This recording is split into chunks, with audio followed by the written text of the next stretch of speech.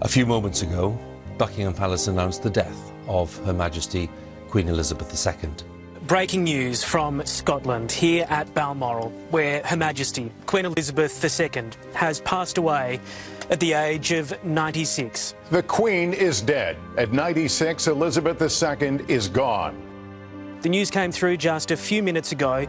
It was released on the royal family's Twitter account. The statement reads, "The Queen died peacefully at Balmoral this afternoon. The King and the Queen Consort will remain at Balmoral this evening and will return to London tomorrow." It's been 1 year since the passing of Queen Elizabeth II, the end of the monarchy as we all knew it. It is a day of great loss, but Queen Elizabeth II leaves a great legacy. Today the crown passes, as it has done for more than 1,000 years, to our new monarch, our new head of state, His Majesty King Charles III. 7 News Europe Bureau Chief Hugh Whitfield has been covering the royal family for years. On September 8, 2022, Hugh and Seven cameraman James Cannon were the first journalists in the world on the scene at Balmoral as history was made. The amazing thing was, this wasn't just a momentous week in terms of the change of the monarch. It had already been a history-making week because we were up in Scotland, because the Queen was overseeing the changeover of Prime Minister. Liz Truss had arrived shortly after Boris Johnson had left Balmoral Castle on the Tuesday. The whole country and all of us had been expecting that momentous change of Prime Minister, which in itself was an important occasion. We were up in Scotland. We chose to stay on for another 24 hours. We felt like we had a few more stories to pick up there. And then on the Wednesday night, we received word that the Queen had pulled out of a Privy Council Zoom meeting. Now, over the course of the previous 12 months, we knew that she'd had some health ailments. She experienced COVID, of course, back in February of 2022, but had been able to continue working virtually on these Zoom meetings. So the fact that, for the first time to our knowledge, she'd pulled out of a Zoom meeting, if she wasn't well enough to get in front of a computer screen and basically oversee a meeting of a dozen or so people, then something was seriously wrong. We made it back to Balmoral that night, were there the next morning. We were the first journalists on the ground there at Balmoral, and then what played out was obviously a history-making, history-defining day. I received phone calls from people close to the palace who told me not to go anywhere, that the Queen's health had deteriorated to the extent that the change of sovereign was going to happen that day. And I think the truth is that it all happened very quickly. Charles was in Dumfries House in the south of Scotland. He was only scrambled to Balmoral on that morning of September 8 when it became apparent that the Queen was unlikely to survive the day. And then around lunchtime, Liz Truss, barely 48 hours into her Prime Ministership, she's trying to lay out this ambitious domestic agenda in the House of Commons. She's slipped a piece of paper by her Cabinet Minister, Nadhim Zahawi, which we now know is her being informed that the Queen was gravely ill and momentous things were about to happen.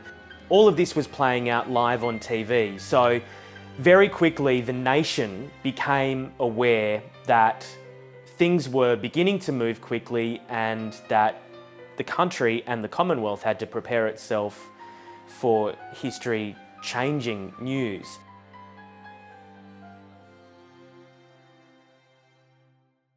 Over the course of that afternoon, of course, we saw this scramble of members of the royal family, Prince William, Prince Andrew, Prince Edward, up to Balmoral. Charles was at that point there, along with his sister Princess Anne, who was already in Scotland. There was this very sad scramble by Prince Harry as well, effectively left behind by his brother and his uncles, having to catch a commercial flight to Aberdeen. He didn't make it in time to see the Queen by the time she'd passed away. It was a wet day. It was a very sombre day at Balmoral. News crews who quickly discovered that they needed to be at Balmoral were scrambling up there. It became busier as locals from Aberdeenshire and Scotland tried to get there as well. And then, of course, that moment at 6:30 p.m. Scotland time, 3:30 in the morning on the Australian East Coast, that news came through that the Queen had passed away. And this was an event we were preparing for I've been preparing for the last 9 years. And so there were one of two ways that it could have gone, obviously. The Queen may have ended up in hospital with this long illness that had her bedridden for months, years. I mean, she was a woman in her mid-90s. Anything could have happened to her. I think the fact that it happened so quickly. On the Tuesday, we'd seen her up and about, greeting Liz Truss in front of the fireplace at Balmoral Castle. She looked really old. I mean, everyone who saw that photo knew that she'd changed in the couple of months since we'd seen her. She looked incredibly thin. She looked tiny, this tiny old woman. But I think just the speed that it ended up happening in the end. And I think for her, you know, we've all got grandparents, great-grandparents who we've seen go over the course of our lifetimes. And I think for her, it was a bit of a blessing. She was in her favourite place and it did all happen very quickly. She wasn't convalesced for a long period of time and her family knew that it was coming, but in the end it happened really quickly, and that day unfolded really quickly as well at Balmoral, between waking up in the morning, having a sense that this could be the day that it all unfolded, and then by lunchtime knowing that it was going to be a day that we'd all remember and a day that would change the country and the Commonwealth forever. The bit that gave me goosebumps was not just the fact that the Queen had died, because we were expecting that message to come through, but the term "the King and Queen" will remain in Balmoral tonight and will return to London tomorrow. And that was the first time in more than 7 decades that the palace had released a statement with the words "the King" in it. And I think that was the first moment for me, certainly, that we realised that the change had happened and a massive series of events was about to unfold over the next 10 days.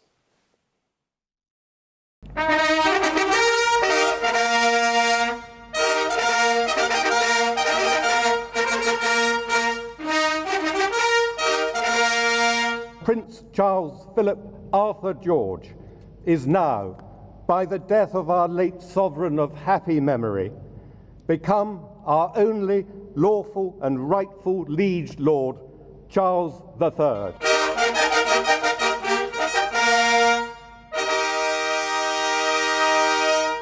It is my most sorrowful duty to announce to you the death of my beloved mother, the Queen. I know how deeply you, the entire nation, and I think I may say the whole world, sympathise with me in the irreparable loss we've all suffered. Well, I think the thing to remember is that whenever this happens, and this is something the palace had spoken about when we'd been briefed over the years, is that there's two dueling narratives that play out. There's the death of the monarch and the mourning period that needs to happen in order to fully reflect and respect a reign. And then there's this dawn of a new age. And what we saw was the dawn of a Carolean era.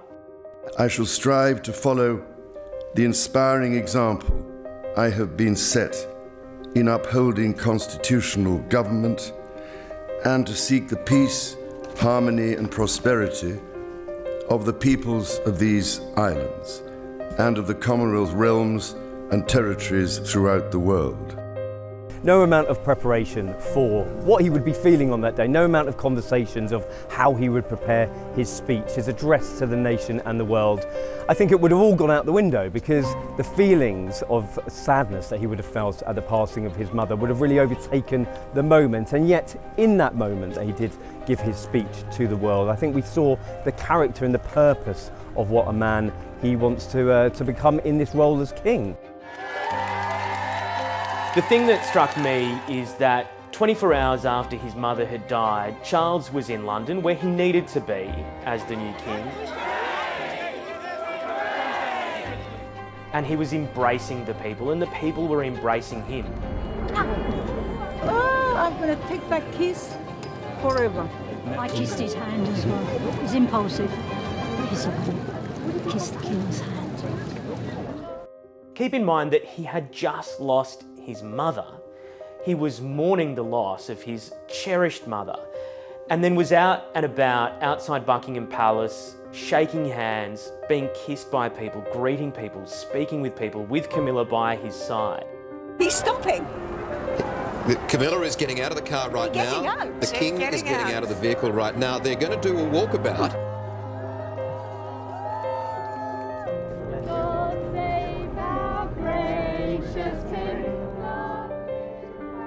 Well, actually, I think that really what happened in the immediate aftermath of the Queen's death was a lot of people had empathy and sympathy with the King because of the way he spoke, which was very eloquently, very lovingly about his mother, but also the way he sort of was clearly taking it all on his shoulders. A lot of people had, I think, some understanding of we've been there, most people, they've lost someone they loved, and I think that helped him. The way that the people responded to him helped him. I think he was touched by the response he got. And if you think about it, you are appointed to that position the very second that the previous monarch dies. So you take it on immediately. He had a coronation to plan. He had grief. He had issues to deal with. He had to consider whether his brother Andrew, whether Harry, whether that were military uniforms in that time of mourning. So there was a lot of pressure on, and we saw immediately that pressure sort of combust in his altercation with a pen. Oh God, I hate this. Oh look, it's going over the back. So nobody got it wrong. Where is that? Oh look, it's sofa. In those days after his mother's death, he had to visit all the realms, Ireland, Wales, Scotland, England. I mean, it was pretty grueling. And we have to remember he is a man who is now 74. He didn't come to the throne in his mid-20s like his mother. He came to the throne at a time of his life when most people are retiring. So even though Charles was in his 70s, he brought a new energy to the monarchy straight away, I think. And he needs to keep that up going forward. But that's the thing that struck me. Straight away, we had a monarch on his feet, out and about, with the people. Despite, leaky pens and slightly bad-tempered along the way, in the first couple of months, I think that actually he did pretty well in that transition. Problem, I think, came when, of course, we had the Harry book and all the issues that followed. When Charles became king, his family was in crisis. From Harry to Andrew to the lack of senior royals to carry out his work. His first big test began well before his coronation. Well, there's three big challenges he faces with his family. The first one, of course, is Harry, and the second one is Andrew. I think the jury is still out on how he's handled those issues early on. We look at the controversies over the last 12 months. These are potentially not going to go away anytime soon, because I think you look at the family matters at heart. We've had scandal and infighting in abundance over the last few years, and that is something that the King really does need to get to grips with. What is the relationship with his son, Prince Harry? He said it would be one of love and affection, pretty much in his first speech to the world, and yet we've seen Harry on the other side of the Atlantic dropping these bombs all over the place, and the relationships are still in tatters. And I think that people would expect King Charles to try and bring Harry back into the fold, to try and be the bigger person in the argument. Harry, the thing with Harry is that he's got William as well. Now, William can be a positive and a negative in this relationship. William and Kate appeared outside Windsor Castle in the days after the Queen's death alongside Harry and Meghan. It was ice cold. It was so tense. You could cut the tension with a knife. They were not getting along. They are not getting along. It's not just the relationship between Harry and his father, the King. It's the relationship between Harry and his brother, William. William has the ear of his father. If Harry's relationship with Charles is going to be restored, it needs to be restored with William as well. My brother and I love each other. I love him deeply. I thought that the four of us would bring me and William closer together. We could go out and do work together. There needs to be a constructive conversation, one that can happen in private. What I have to say to them will be in private. The key thing I think they've done that's been very wise is that they have taken the damage limitation view that they will say nothing about Spare. So there hasn't been a single comment about Harry's book, which of course came out in early January, just a few months after the Queen's death. It made these extraordinary claims. It revealed family secrets. It, threw daggers at various people, but they didn't say a word. And interestingly now, 9 months on from the publication of that book, we have Harry and Meghan who look on more shaky ground than ever. They don't have a purpose. They have been cut off from some of the partnerships. Meghan is reportedly wanting to kickstart her career. Harry, of course, has the Invictus Games, but really has no other large-scale purpose that we're aware of. Like, I curtsied as though I was like...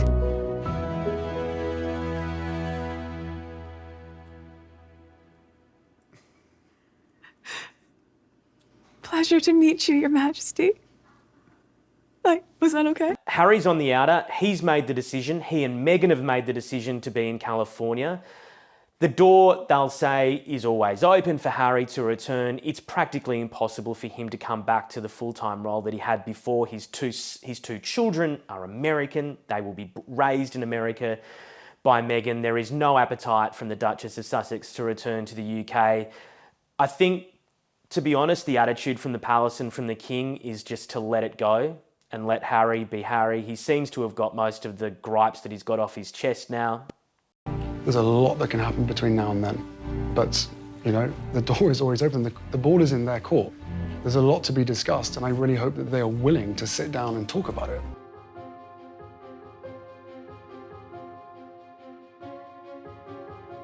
The second issue, being Andrew, is much more delicate. There are still big questions about any actions that Andrew may face from the complainants against him, whether or not he may face further legal issues down the track in the United States.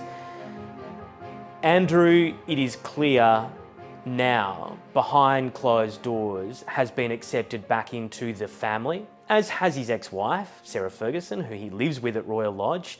It seems as though the move to Frogmore Cottage that was signalled because Harry and Meghan are being forced to move out of there is on hold. Andrew seems to have gotten his way by being able to stay in Royal Lodge on the Windsor estate. That's privately. Publicly, there's no way that Prince Andrew would be able to turn up to a public event in the UK and not be heckled to such an extreme extent that it's probably the sort of thing that we haven't seen for decades for a member of the royal family. It's just not going to happen. On the eve of the anniversary of the Queen's passing, Andrew was spotted alongside senior royals, something the Daily Mirror's royal editor Russell Myers thinks was a major misstep. Over the last couple of days, we've seen Prince Andrew riding shotgun, riding front and centre with Prince William and Princess Kate. And what does that look like for the royal family? I thought it was a bit of a PR disaster to have Andrew front and centre with the family at church, because he's had to leave in disgrace. This is something that the royal family want to try and sweep under the carpet. They think that the business with Virginia Giuffre is done and dusted, but I think that is far from it for the public. And if there was a rehabilitation of Prince Andrew, then I think a lot of the public would find that pretty unpalatable indeed. But King Charles's biographer, Rob Jobson, disagrees. He thinks both Harry and Andrew have no official future as royals. I think that he's been dealt with, both Harry and Andrew. I think that it's clear that neither will come back as working royals. There's a lot of nonsense talked, I think, summer stories, I call them, about will Andrew now come back because he was seen in Balmoral? Well, he was there at Christmas at Sandringham. I mean, it's a family gathering. At family gatherings, Andrew will be there, but he's in deep storage when it comes to being a working role. In fact, not storage, deep freeze. He's not coming out. That job is over for him, and the same for Harry. There's a lack of trust for Harry and the other members of the royal family, particularly William and Camilla, so I don't see that ever resolving itself.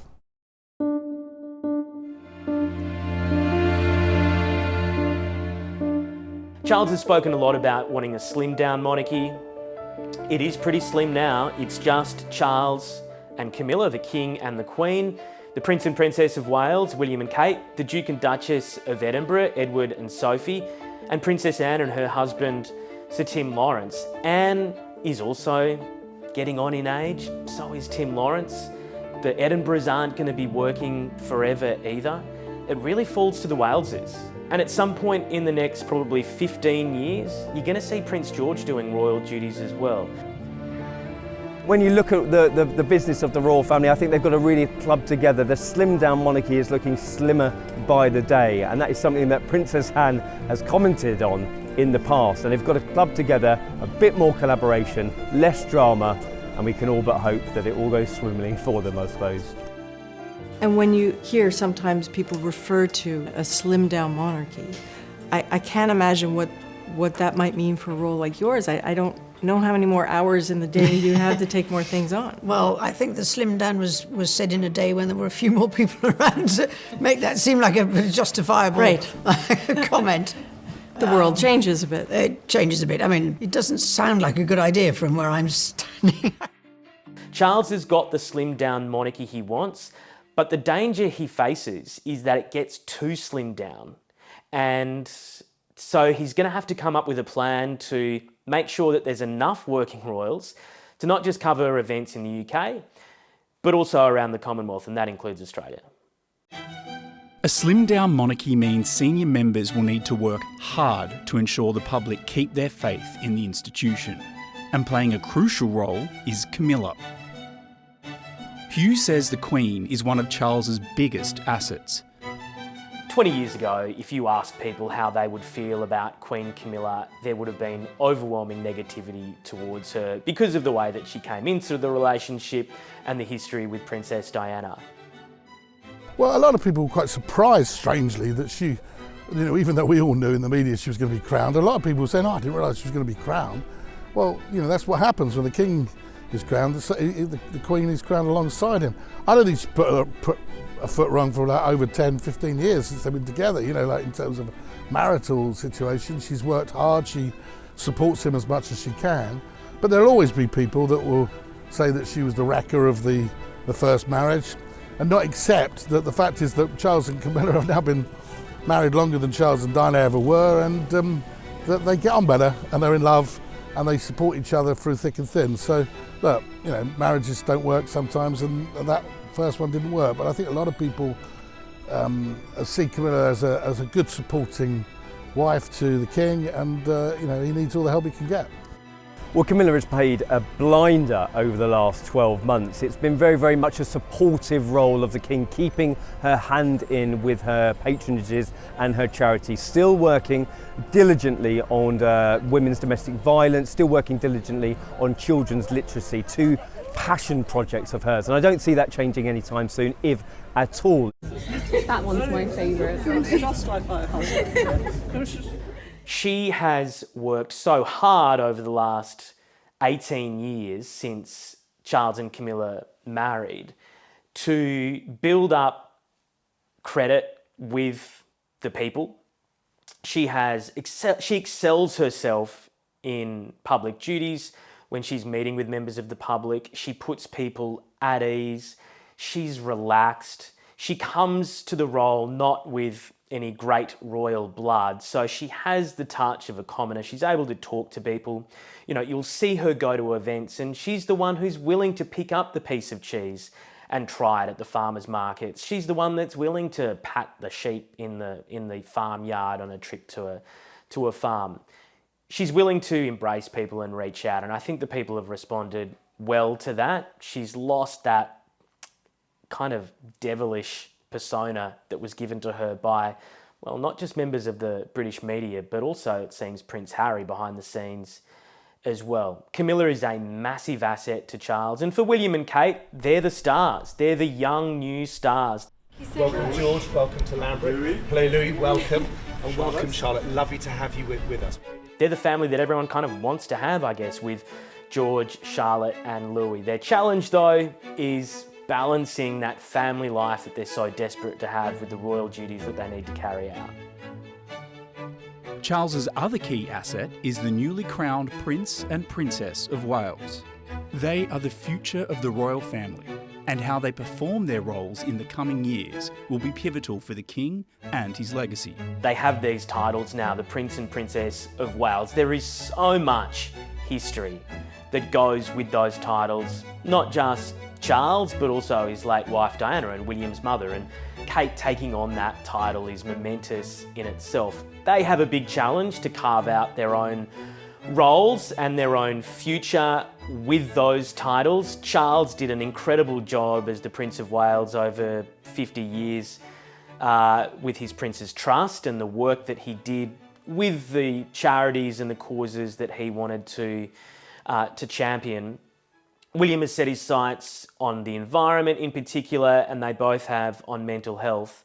Kate also has her interests in early years development and the like, but they really need to strike out and make those titles their own. The dilemma that they face is that they are so desperate to be ordinary parents for their 3 children, and any time that takes them away from Adelaide Cottage, where they live now on the Windsor estate, is difficult for them because they want to be the ones who take the kids to school and pick them up from school as well. They want to be around, they want to be present like a normal family might be able to. The challenge that they face is that they're not a normal family, and they probably need to lift their game a little bit in terms of public appearances, just purely being present a bit more, I think.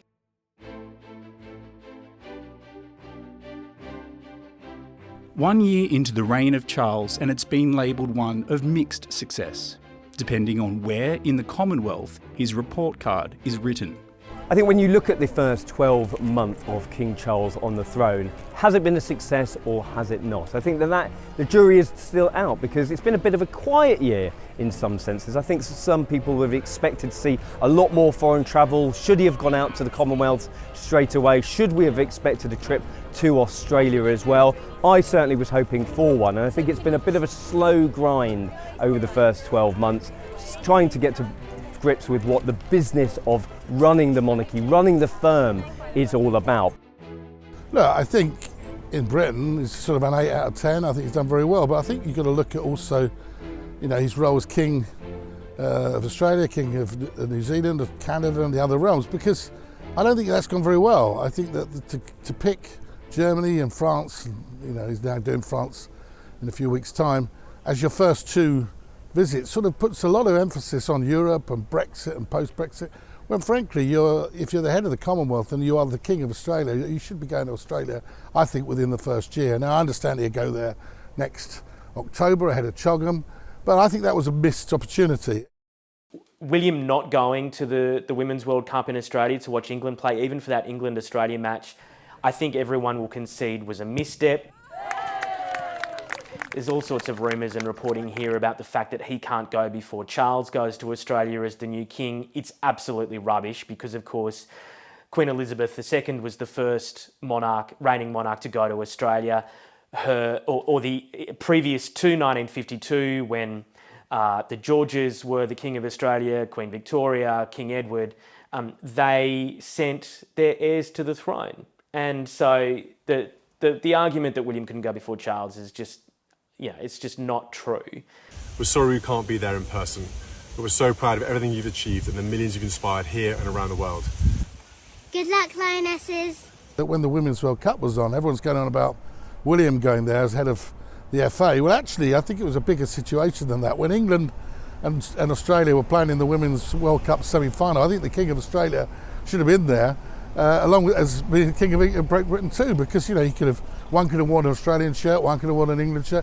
Just make a bit of fun with it. And I understand that it's a long way to go, But you could combine that with the trip to the Great Barrier Reef and just make it work. You know, I think in terms of adapting to situations on the hoof, I think they missed an opportunity there. That was a great opportunity when the Matildas played the Lionesses, huge crowds, talking about, you know, women's soccer, big moment in Australia, and I think that the King should have been there, not just William.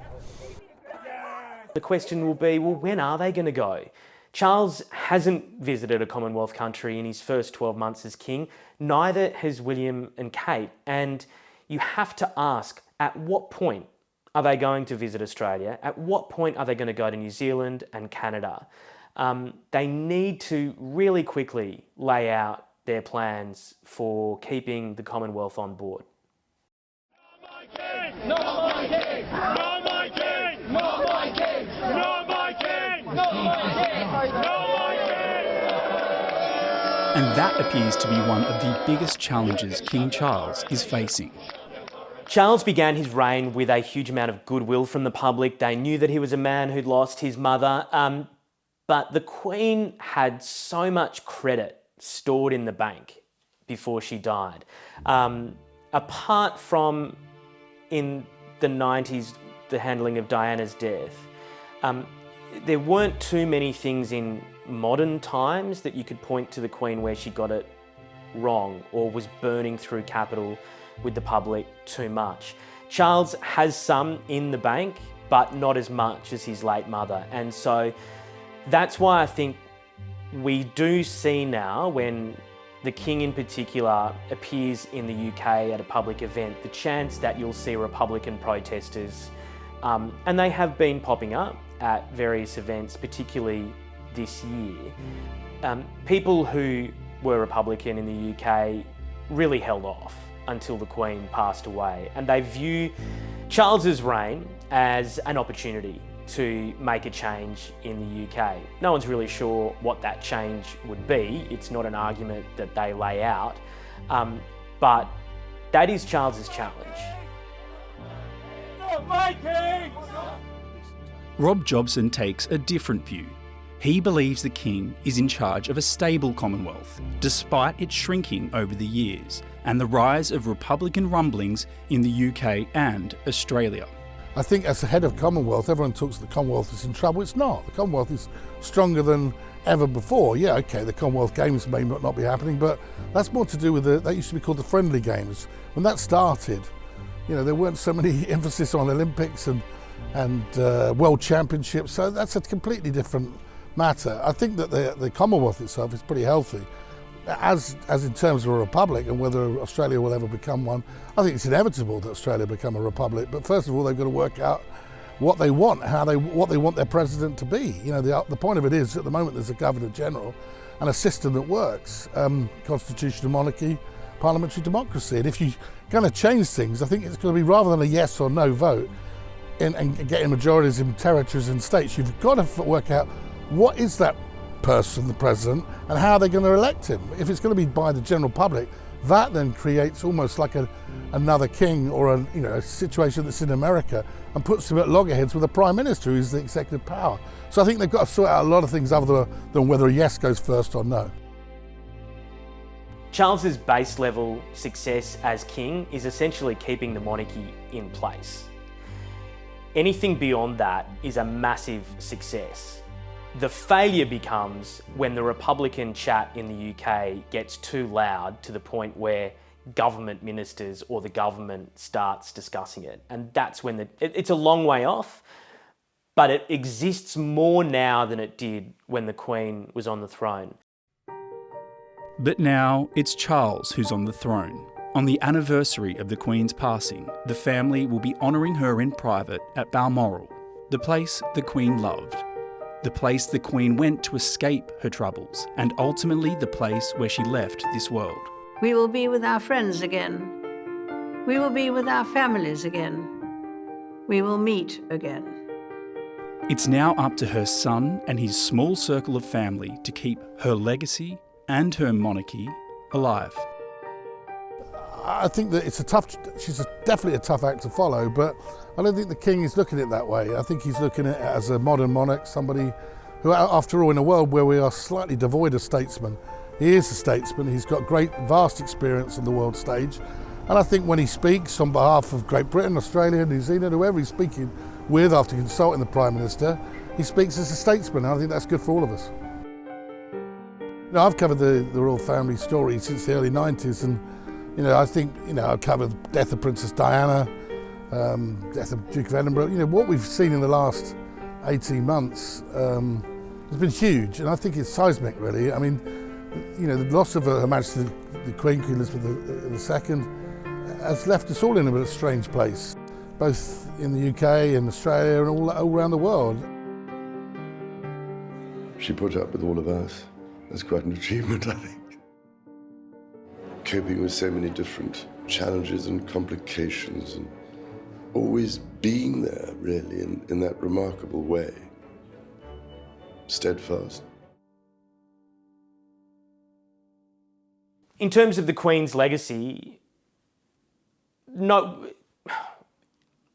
I think it's very hard for anyone to really define and describe the enormity of the Queen's reign. You can't say that the Queen invented the internet, stopped wars, or, brought world peace. But what she did do is keep a level of stability, not just in the UK, but in Commonwealth countries as well, that I think was valuable over a time in history that has been so fundamentally transformative in so many ways, politically, in terms of technology that we deal with. When you look at the world in the 1950s when the Queen came to the throne and the world today, the only real constant was her. And she managed to adapt and keep her relevance alive for so long. That is a remarkable achievement in itself. And beyond that is the emotional attachment that people had to that stability. And that's what they were really mourning when people were crying at the Queen's death. They were mourning the loss of a woman that they revered, but also fundamentally as well, the loss of a sense of stability through a tumultuous time.